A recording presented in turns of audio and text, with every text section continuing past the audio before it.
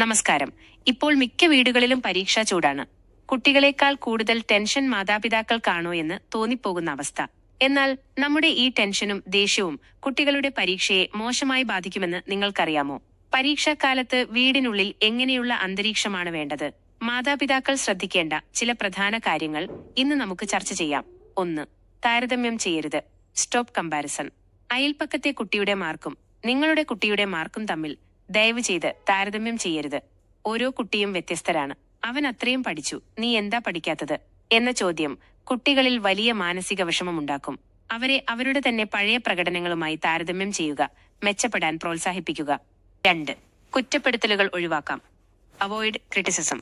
പരീക്ഷാകാലത്ത് ഇത്രയും കാലം നീ എന്ത് ചെയ്യുകയായിരുന്നു എന്നൊക്കെയുള്ള കുറ്റപ്പെടുത്തലുകൾ കൊണ്ട് യാതൊരു ഗുണവുമില്ല. അത് കുട്ടികളുടെ ആത്മവിശ്വാസം തകർക്കുകയേയുള്ളൂ. പകരം ഇനി കുറഞ്ഞ ദിവസങ്ങളേ ഉള്ളൂ, നമുക്ക് അത് പരമാവധി പ്രയോജനപ്പെടുത്താം എന്ന പോസിറ്റീവ് മനോഭാവം കാണിക്കുക. അവർക്ക് നിങ്ങൾ കൂടെയുണ്ട് എന്ന തോന്നലുണ്ടാക്കുക. 3. ശാന്തമായ അന്തരീക്ഷം ഒരുക്കുക. Create A calm environment. കുട്ടികൾ പഠിക്കുമ്പോൾ വീട്ടിൽ TV വെക്കുന്നതോ ഫോണിൽ ഉച്ചത്തിൽ സംസാരിക്കുന്നതോ ഒഴിവാക്കുക.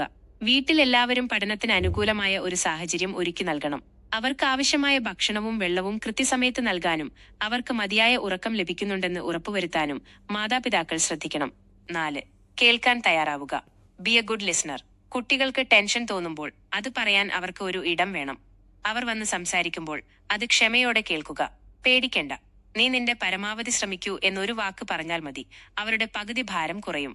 മാർക്കിനേക്കാൾ വലിയ വില നമ്മൾ അവർക്ക് നൽകുന്നുണ്ടെന്ന് അവർക്ക് തോന്നണം. പരീക്ഷ വെറുമൊരു പരീക്ഷ മാത്രമാണ്, ജീവിതമല്ല. മക്കളുടെ വിജയത്തിന് നിങ്ങളുടെ പിന്തുണയാണ് ഏറ്റവും വലിയ ഊർജം. ഈ വീഡിയോ പരീക്ഷയുള്ള കുട്ടികളുടെ മാതാപിതാക്കൾക്ക് ഷെയർ ചെയ്യുക. എല്ലാവർക്കും മികച്ച വിജയം ആശംസിക്കുന്നു.